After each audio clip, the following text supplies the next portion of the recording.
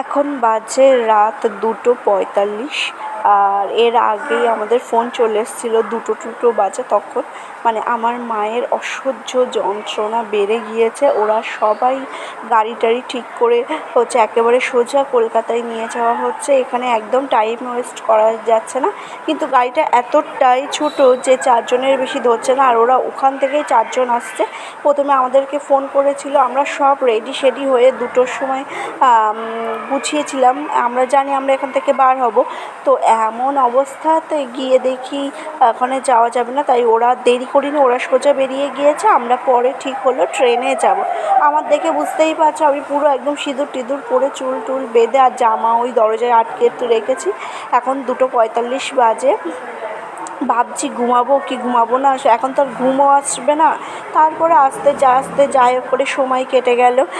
সকাল হয়ে প্রচুর জামা কাপড় ছিল, যেগুলো আগের দিন হসপিটাল থেকে নিয়ে গিয়েছি। প্লাস আমার হাজব্যান্ড ওর কিছু দিনের ছুটি আছে, সুতরাং ও সব জামা কাপড় ওর ব্যারাক থেকে নিয়ে এসছে।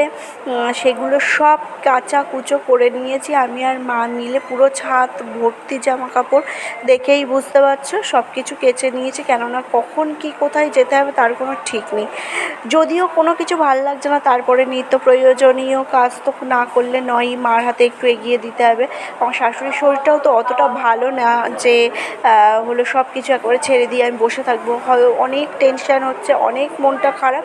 কিন্তু সেই মণিপুর নিয়ে গিয়েছিল, কি কোথায় যেন মণিপুর, মুকুন্দপুর, সেই কলকাতায় অনেকটা দূর। সেই জন্য আমি আর যাইনি। আমি তো বাস জার্নি করতে পারি না। তোমাদের দাদাভাইও চলে গিয়েছে, ও অনেকক্ষণ হয়েছে ও চলে গিয়েছে। ও সকালবেলা একটু ভাত করে দেওয়া হয়েছিল, সেই ভোরবেলা উঠেই করা হয়েছিল। সে ভাত, আলু সেদ্ধ ভাত আর ডাল দিয়ে খেয়ে ও চলে গিয়েছে।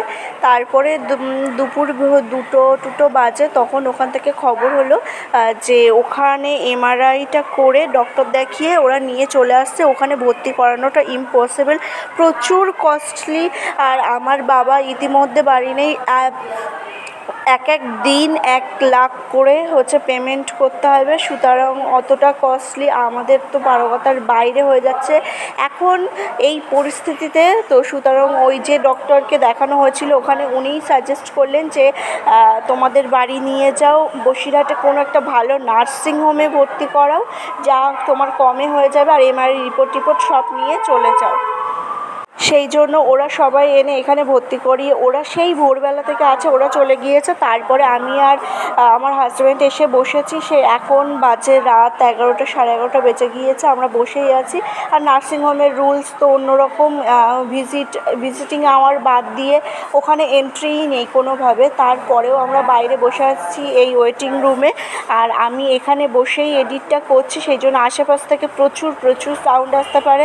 তো তোমরা একটু মানিয়ে গুছিয়ে নিও। আজকের ভিডিওটা বেশি লং হচ্ছে না, যতটুকু পেরেছি যেভাবে পেরেছি সেইভাবে ভিডিও পোস্ট করছি। আর সব শেষে আমার মা যে নার্সিংহোমে আছে সেই নার্সিংহোমের নামটা জিএমএস, বসিরহাটে অনেকেই চিনবে, সবাই চেনো হয়তো যাদের বসিরহাটের আশেপাশে বাড়ি।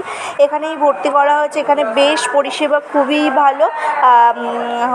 1 ডে পার ডে 10,000 মতো বিল করছে, তবে পরিষেবা অনুযায়ী ঠিকই আছে। এখানেই রাখা হয়েছে। আমি আর ও একবার বাইরে যাচ্ছি, একবার ভিতরে এসে বসছি।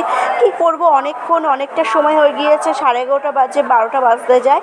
আর কিছুক্ষণ থাকবো, তারপরে চলে যাব। এখানে দেখো রাস্তা পুরো একদম খালি, শুধুমাত্র 1-2টো বাইক ছাড়া আর তেমন কিছুই না। সবই শেষের বাস বলো, সব কিছু শেষের দিকে।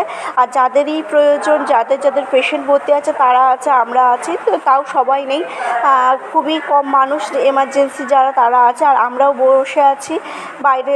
দেখো আকাশে প্রচণ্ড মেঘ করেছে। তো ভাবছি 12টা বাজলে 12:10-15 নাগাদ এখান থেকে বেরিয়ে যাব। এই ভেবে আবার ঘরে চলে এসে বসেছি কিছুক্ষণ, ডক্টরের সাথে একটু কথা বলে তারপরে যাব। তো আজকের মতো ভিডিও এই পর্যন্ত। সবাই ভালো থেকো, সুস্থ থেকো। আমরা তো এখন মোটামুটি এই পরিস্থিতিতেই আছি। তো টাটা সবাইকে।